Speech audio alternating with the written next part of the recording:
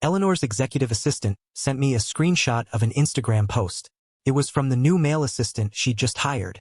The photo was of a gourmet lunchbox, filled with meticulously arranged dishes. It was the lunch I'd made for Eleanor. The caption read, "Her Royal Highness, the Queen, has vanquished the instant ramen demon and saved her ailing knight." At the same time, Eleanor, who almost never posted anything, put up an Instagram story. It was a picture of a cup of spicy beef ramen. The caption, "Such a familiar, nostalgic taste." I was grinding my teeth in rage when my mother-in-law's call came through. "Didn't you see she's eating ramen? Why didn't you make her lunch? You know she can't handle spicy food." I immediately called a local Costco. 100 cases of spicy beef ramen. I need them delivered to Shepherd Industries. She wanted to feel nostalgic? Fine. I'd let her feel nostalgic until she was sick of it. The moment I walked in the door, a message from Mark Chun, Eleanor's EA, popped up on my phone. It was a screenshot of an Instagram post from Leo Miller, Eleanor's new assistant. The photo was of a lunchbox, the food arranged with artistic precision. Meat, fish, vegetables, all perfectly balanced.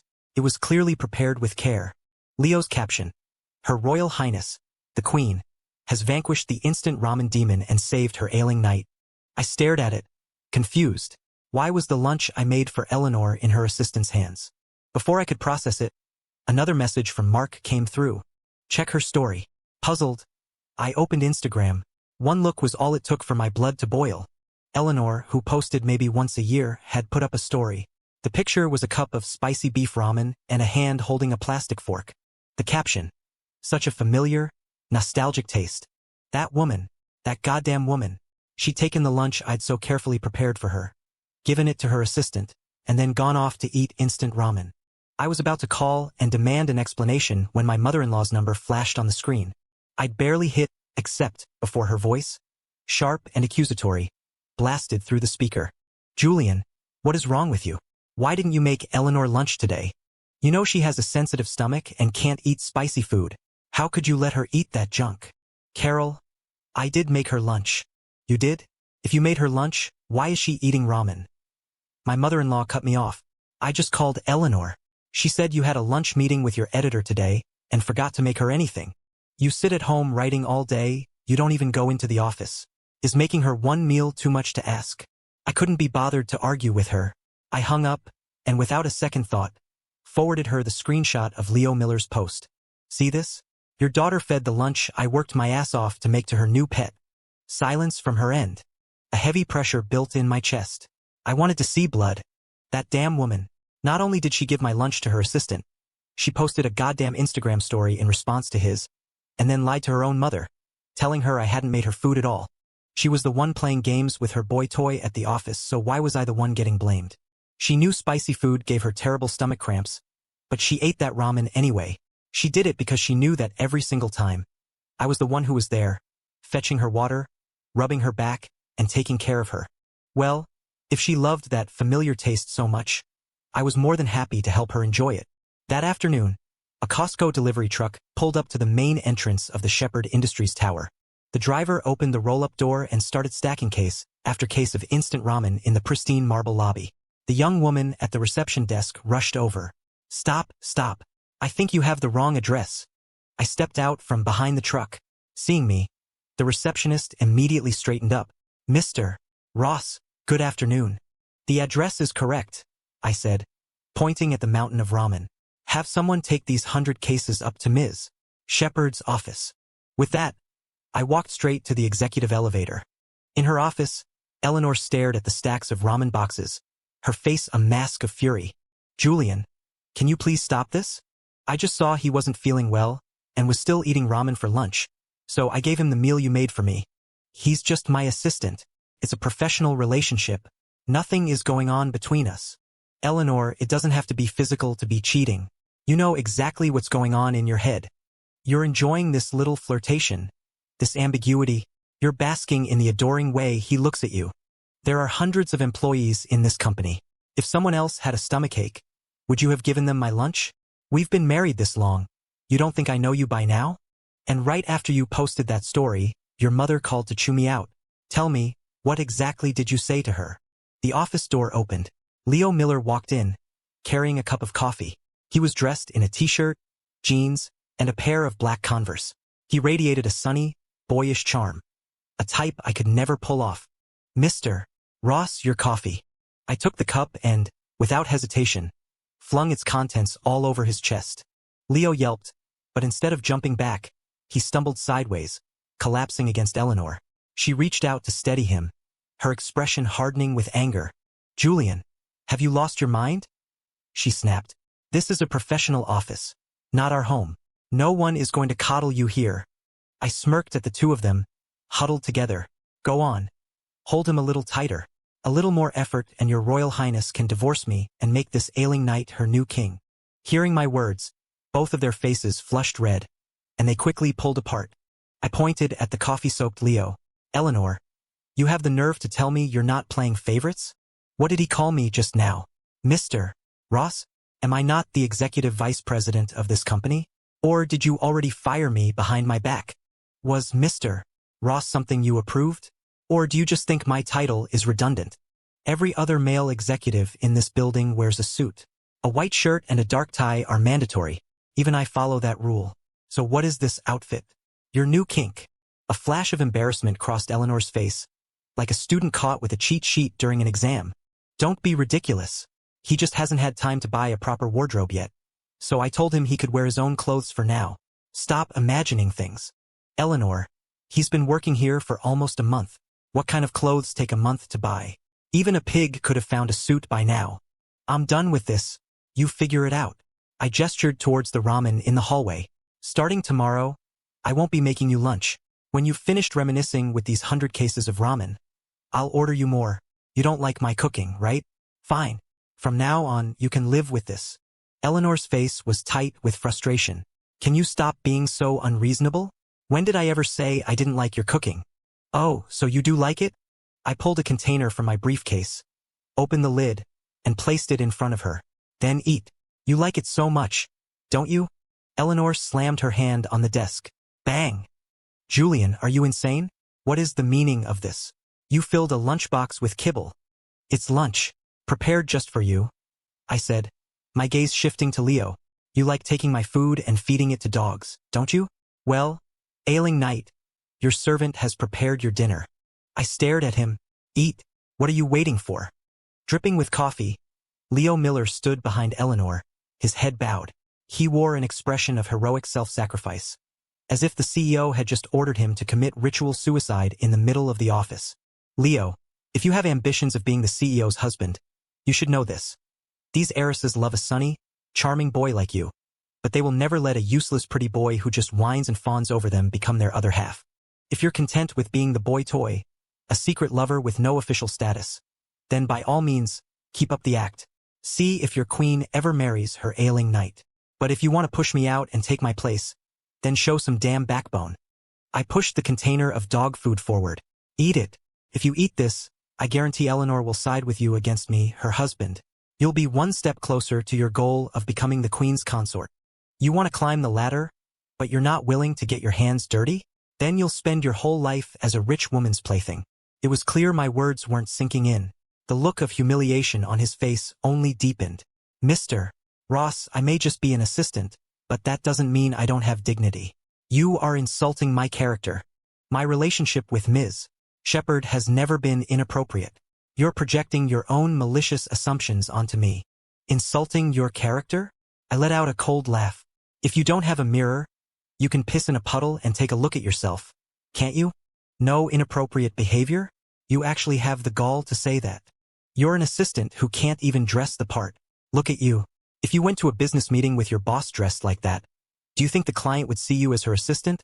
Or as a boy toy she's showing off? You're an assistant who eats the boss's lunch and then brags about it online. Your job is to solve problems for your boss, not create them. If you had any of that dignity you're talking about, you'd resign with your head held high, not stand here hiding behind a woman's skirt like a coward, whining about how you've been wronged." "Enough." Eleanor kicked the container of kibble, sending it flying. "Julian, don't push your luck. This is my company. He is my personal assistant. What right do you have to treat my employee this way?" The kibble scattered across the floor, some of it hitting me. I stood there like a statue, motionless. "Eleanor, I'm giving you two choices. One, You keep your ailing night, and we get a divorce. 2. You fire him, and I can pretend none of this ever happened. I'll never bring it up again. 1 or 2. You choose. Impossible. Eleanor's answer was instantaneous. The company has rules and procedures. No one has the right to fire an employee without cause. I nodded slowly. Fine. I understand. I turned and walked toward the door. Eleanor rushed after me, grabbing my arm. Julian, can you please just stop this? Let go. I shook her hand off. Eleanor, you made your choice. What are you grabbing me for now? It's the 21st century. Don't tell me you're planning on keeping a court of male companions. Are you planning on promoting him to my position? Or are you just setting him up in a love nest on the side? Julian, would you just listen to me? Get lost.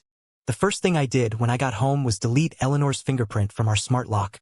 When you've finished reminiscing with those 100 cases of ramen, you can come home. To my surprise, she actually took the bait and didn't come home. That night, Mark Chun sent me another message. Leo had posted on Instagram again. The Van Cleef and Arpels watch on his wrist was blindingly conspicuous. The caption: a one-of-a-kind consolation prize. A little moment of happiness. Just for the night. I might not have been a VIP client at Van Cleef and Arpels today, but that didn't mean I couldn't be one tomorrow.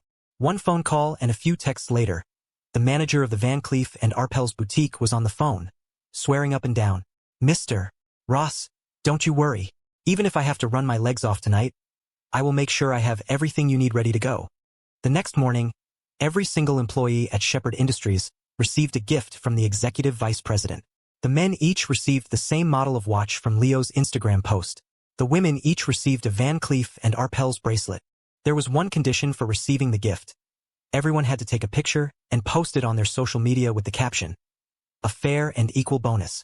A little moment of happiness from our EVP. Connecting this to Leo's post from the night before, everyone in the company began looking at him with contempt. A few department heads loyal to me were even more direct, openly mocking him in the comments under his post. The office pet got a shiny new collar. Some people are a fireworks display. You're a 50-cent sparkler. Clothes make the man, but a bell just makes a dog jingle. From that day on, everyone at the company began to isolate Leo.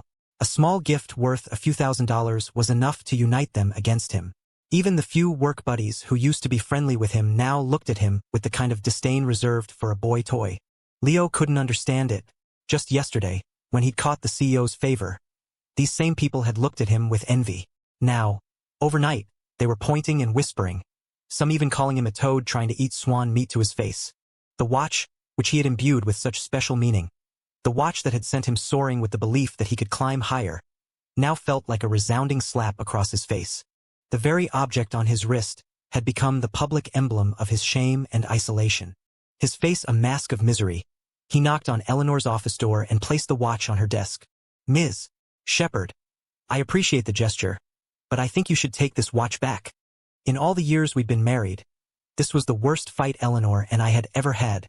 She stormed into the house and, right in front of me, shattered the custom-etched glass partition that bore an image from our wedding photo. Then she smashed the pair of porcelain vases I'd specially commissioned from a renowned ceramic studio in Vermont. Julian, I never realized how petty you could be. You're jealous of an assistant. He's just a kid who graduated from college. Did you really need to go to such lengths to humiliate him? I've already told you. There is nothing going on between us. Why won't you just let it go? I watched the wreckage pile up around us, feeling strangely detached, as if the things she was destroying had nothing to do with me. Nothing going on? I looked directly into her eyes. He had a stomachache. The proper response was to give him sick leave and tell him to see a doctor. Not to use the lunch I made for you as a prop to flirt with your new boy toy. That watch might be pocket change to you, but to him it's several months' salary. There are hundreds of people in this company. Why did you give it to him and no one else? Eleanor's justification was self-righteous. It's because you were being paranoid and made him a laughingstock. I was afraid he'd go around spreading rumors. So I bought him the watch to clean up your mess. Did I ask you to clean up my mess? I'm a grown man. Can't I take responsibility for my own actions? Eleanor, don't try to act so innocent. You think I don't know what dirty little thoughts are running through your head. You see every one of his posts. You really can't tell what he's implying with his words. You're enjoying this non-committal flirtation. You just want to see that adoring look in his eyes. You knew I would see his posts, you knew I would get angry, you knew that defending him would hurt me, but you allowed it to happen anyway. You even came home to fight with me over him. Now you have two men fighting over you. You must feel pretty special, don't you? So in demand. I pointed at the debris on the floor. That glass partition. My father had it made for us before our wedding. The etching alone took nearly 3 months. Those porcelain vases you smashed. I learned how to apply the glaze from the artist himself, then painted our names on them, stroke by stroke. And that jade-handled fan with our names carved into it. You didn't even hesitate when you stomped on it. Everything you've destroyed tonight was something connected to our wedding. Now, you tell me what that's supposed to mean. At my words, the rage on Eleanor's face quickly faded, replaced by a look of panic. Julian, let me explain. No more explanations. I get the message. I grabbed the large crystal sculpture from the side table. I have a flair for the dramatic. You should start drawing up the divorce papers. My in-laws arrived at the hospital just as the nurse was finishing up my bandages. My head was wrapped in so much gauze I looked like an oil sheik. My mother-in-law was shocked to see me in this state. Julian, are you crazy? Who are you trying to threaten by hurting yourself like this? Can't you two just sit down and talk things through? Does it always have to end in blood?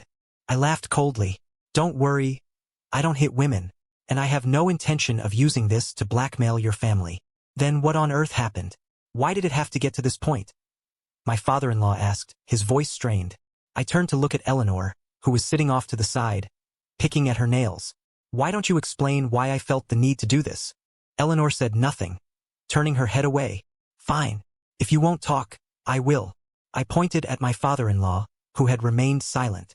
Mom, the reason we've been fighting is because of Dad. He's been hiding something from you. My father-in-law's eyelid twitched. Me?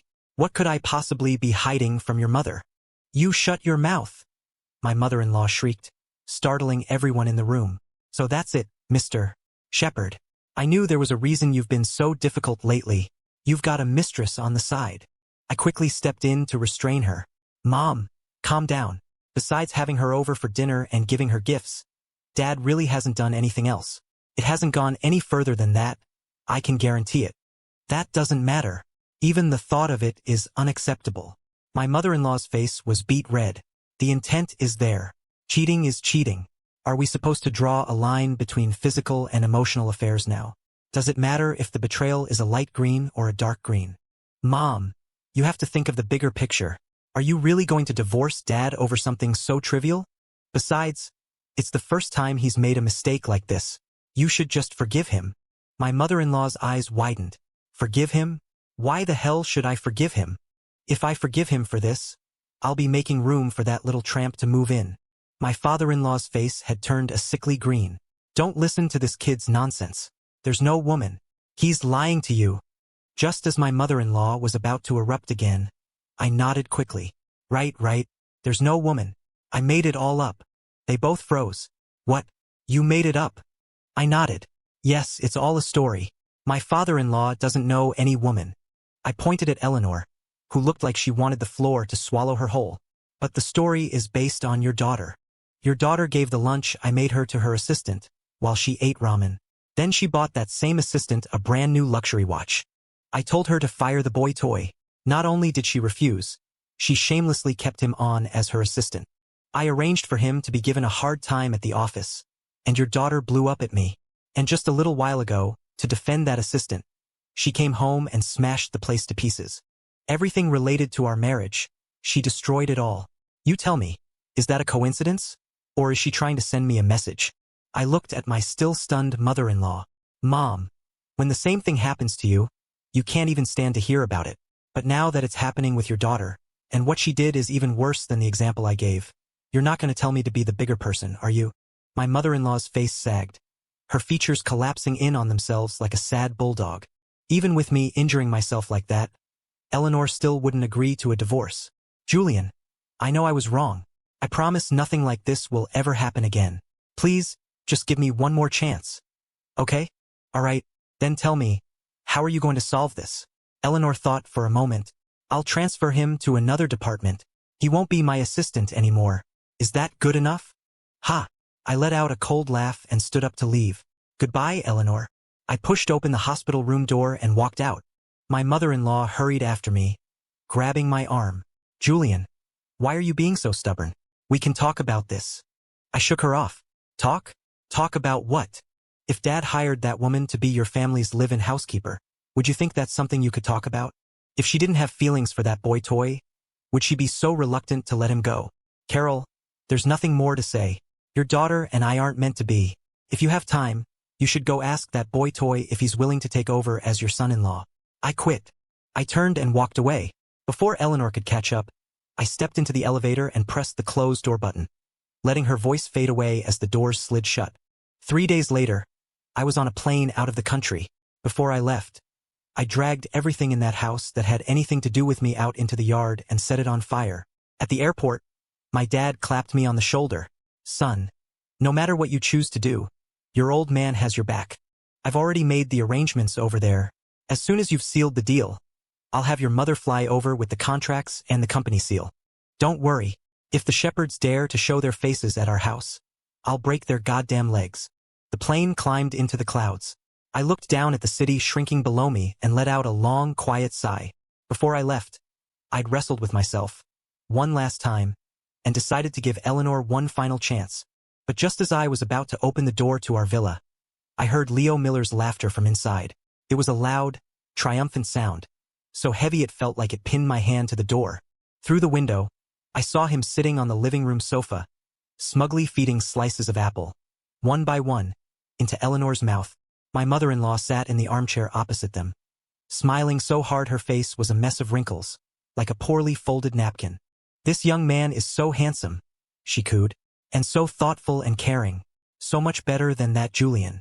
No wonder our Eleanor likes him. Leo let out a small laugh.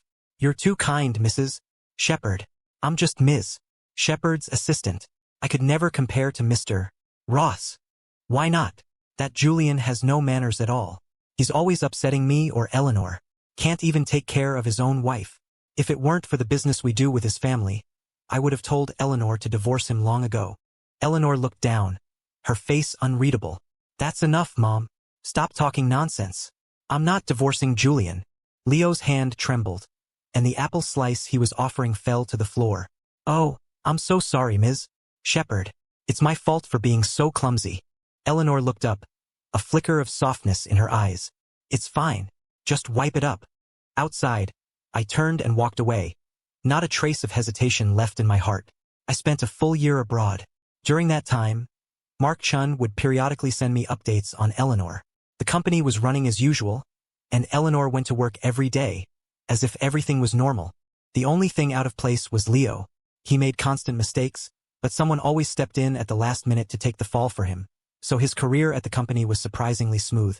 From assistant to executive assistant, from EA to special advisor to the CEO, and finally to deputy chief of staff. Mark said if I had come back a month later, HR would probably have been knocking on his door to have a talk. I haven't seen anything inappropriate between him and Ms. Shepherd, but I don't know what happens behind closed doors, and I won't speculate. He's rising too fast. And with you gone for so long, rumors are starting to fly around the office. Some of the suck-ups have even started calling him the junior EVP behind his back. Oh, and by the way, Ms. Shepherd goes back to her family's estate every weekend, and Leo always goes with her. He doesn't stay the night, though. Reading Mark's messages, I knew things must be tough for him too. If it weren't for the task I'd given him, he probably would have quit long ago. Don't force yourself, Mark. I've had a position waiting for you at Ross & Co. for a while now. Chief Operating Officer. The job is yours whenever you want it. Mark sent back a winking emoji. Knew you were coming back. I submitted my resignation yesterday. I sent a handshake emoji. Welcome to Ross & Co. Mr. Chan. After finishing my chat with Mark, I opened my message thread with Eleanor. Over the past year, she had called me countless times, but I'd rejected every call. Eventually, her calls became less frequent, and for the last 3 months, she'd barely called at all. She knew I had people in her company, but she still promoted the bumbling, incompetent Leo to a top position, which meant she wasn't afraid of me finding out. This could only mean one of two things. Either she had given up on me completely, or she truly had no romantic interest in Leo, and their relationship was purely professional. But she was careless. The Shepherd family estate might not have had my eyes and ears, but it did have Mark's. Staring at the empty chat box, I sent her 2 messages. I'm back. You have 2 days to get everything and everyone that doesn't belong out of the villa. If I find anything I shouldn't, I can't guarantee what I'll do. The message was sent, and the response was immediate. I saw the status bar continuously showing, Eleanor is typing. This went on for a full minute before a single sentence finally appeared. Okay, I understand. My dad picked me up from the airport himself. I stayed at my parents' house for 2 days, giving him a detailed report on my progress abroad. On the afternoon of the 3rd day, I drove back to the villa. Before heading home, I made a special trip to the Shepherd family estate. I still had a room there, and there were some things I needed to retrieve. When I pushed open the door, Eleanor was having dinner with her parents. The 4 of them were a picture of domestic bliss, with Leo Miller sitting in my old seat, saying something that made my mother-in-law giggle. He looked every bit the part of the Shepherd family's son-in-law. My sudden arrival caught everyone off guard. The smiles on my mother-in-law's and Leo's faces froze. Eleanor shot up from her chair, looking as flustered as a teenager caught sneaking a stray dog into the house. My father-in-law showed little reaction. He was severely nearsighted and rarely wore his glasses. At 5 yards, he couldn't tell man from woman, and at 10, he couldn't distinguish a person from a lamppost. When he realized it was me, a flicker of resentment crossed his face, but he didn't say much. Well, hello. Don't let me interrupt your dinner. I walked past the dining table and casually plucked a peeled shrimp from Eleanor's bowl, popping it into my mouth as if I'd just been there that morning. You guys eat. I'm just here to grab a few things. Then I'll be out of your hair.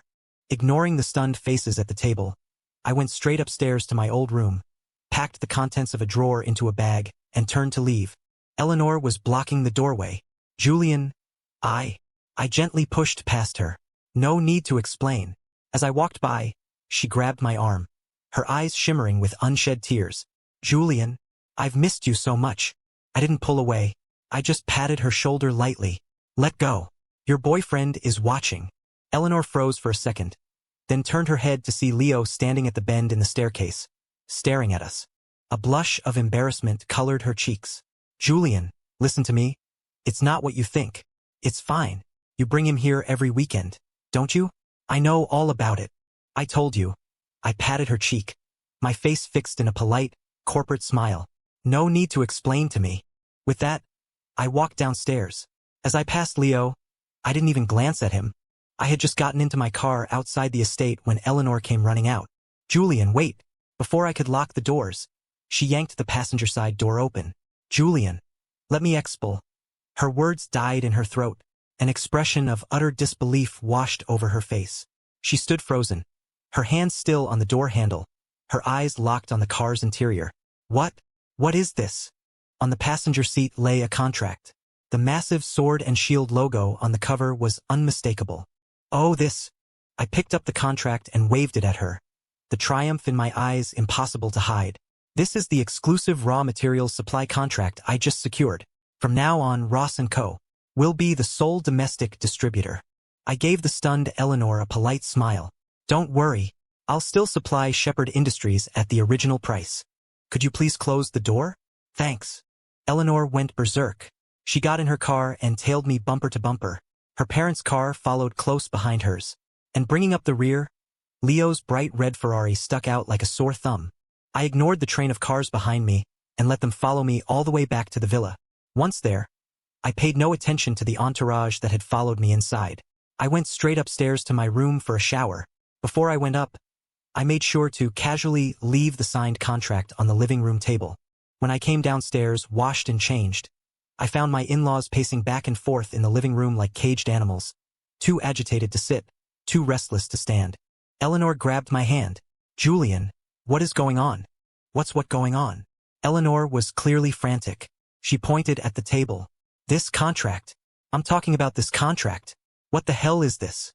I already told you. This is what I've been working on for the past year abroad. It took a lot of effort to secure.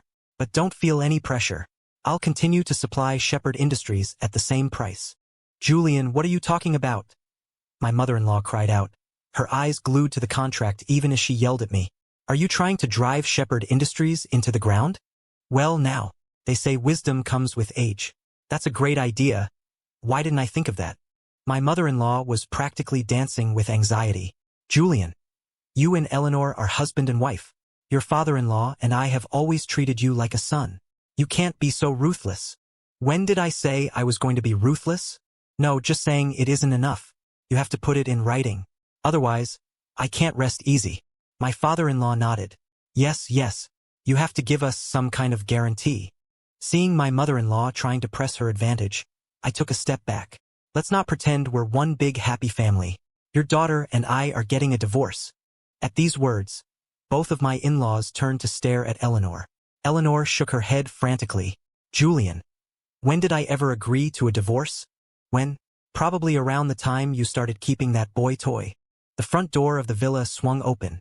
My father walked in, his expression thunderous. He looked at the Shepherd family as if he wanted to tear them limb from limb.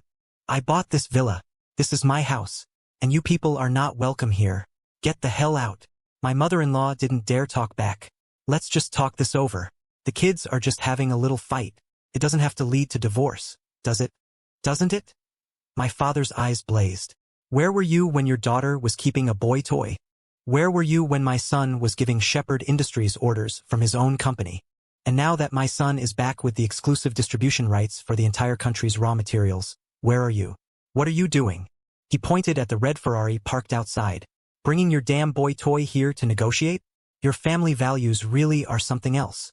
Eleanor, you're not even divorced from my son yet, and you have the nerve to bring your lover to my house to make demands? Did you think I was dead? Eleanor looked desperate, on the verge of kneeling. Dad, please let me explain. My father walked over and, practically dragging them, shoved all three of them out the door. I'm not listening. Get out. Scram. The farther, the better. Before slamming the door, he shot a venomous glare at the three of them. You listen to me. You want your materials? Fine. But don't you dare cross me, or I'll have your whole family begging on a street corner. That night, Eleanor screamed at Leo in front of the villa until he finally drove away in shame. Mark Chun told me the company had rejected his resignation and ordered him to continue as chief of staff, but he refused. He said Eleanor had transferred Leo to the business development department and even replaced his assistant with a woman. Mark was curious about my next move. Are you going to forgive her? Not a chance. I replied without a moment's hesitation. A late apology is worth less than dirt. If she'd done this a year ago, I might have reconsidered, but now it means nothing to me. I don't have a taste for leftovers. The villa had become a magnet for my in-laws. Terrified I would cut off their supply, they came by every few days to test the waters. I'm not thoughtful, not caring, and I have no manners. It seems perfectly reasonable for me to not let you in. Don't you think? My mother-in-law looked like she wanted the floor to swallow her whole. Guaranteeing your raw materials supply isn't out of the question. I told them, but I have one condition. What condition? Name it. I pulled out a document. I want a divorce from Eleanor. As soon as she signs this, I'll not only guarantee your supply, I'll even give Shepherd Industries a discount. Sounds like a good deal, doesn't it? My in-laws fell silent. They stared at the divorce agreement, their faces crumbling. But before I got Eleanor's signature, I received a call from a number I didn't expect. It was Leo, asking to meet. At a coffee shop, he sat across from me, dressed in a black suit, his tie perfectly knotted. His face wore the familiar exhaustion of a corporate drone. Things were not going well for him at the company. The former junior EVP was now a laughingstock. It was a testament to his thick skin, or his complete lack of shame, that he hadn't quit. He didn't even bother with pleasantries. Why? Why did you have to come back? If you hadn't come back, I would have been the next Mr. Shepherd. I was so close. You're only in this position because you were here first, because you were born into the right family. Otherwise, you're no match for me. She was about to fall for it. I smirked. A match? Who ever considered you a worthy opponent? You think far too highly of yourself. Didn't you used to say you were in love with Eleanor the person, and that an official title didn't matter? Why are you in such a hurry to take my place now? Leo's face twisted with rage. What do you know? Julian, you just got lucky in life. Why do you get to marry Eleanor while I get ignored? No matter how hard I try to get her attention. I'm buried in online loans and gambling debt. I was about to land her. I was so close. Why did you have to come back right now? This is all your fault. If it weren't for you, I could have been part of the Shepherd family by now. You deserve to die, and Eleanor deserves to die. All of you deserve to die. I smiled at him and picked up my phone from the table. Did you get all that? Following my gaze, Leo saw Eleanor standing just outside the coffee shop window. He scrambled out of his seat and rushed to her, desperately trying to explain himself, but the anger and disgust in her eyes only intensified. "Get lost," she spat, "and don't you ever let me see you again, or I swear I'll destroy you." Leo fled, terrified by the murderous look in Eleanor's eyes. Eleanor turned to me, her own eyes filled with apology. "Julian, I'm so sorry, I cut her off. I told you. No need to explain. What you just said to him. That's what I want to say to you. Eleanor, stay away from me. The sight of you makes me sick." Since Eleanor refused to sign the divorce papers, I had to file with the court. As a final act of severing ties, and at my father's suggestion, I sold all my shares in Shepherd Industries.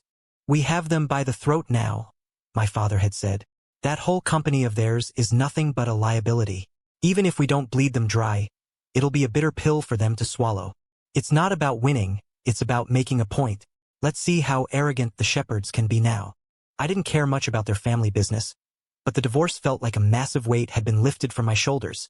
My in-laws, terrified I would tear up the supply contract, pushed Eleanor to try and seduce me in every way imaginable.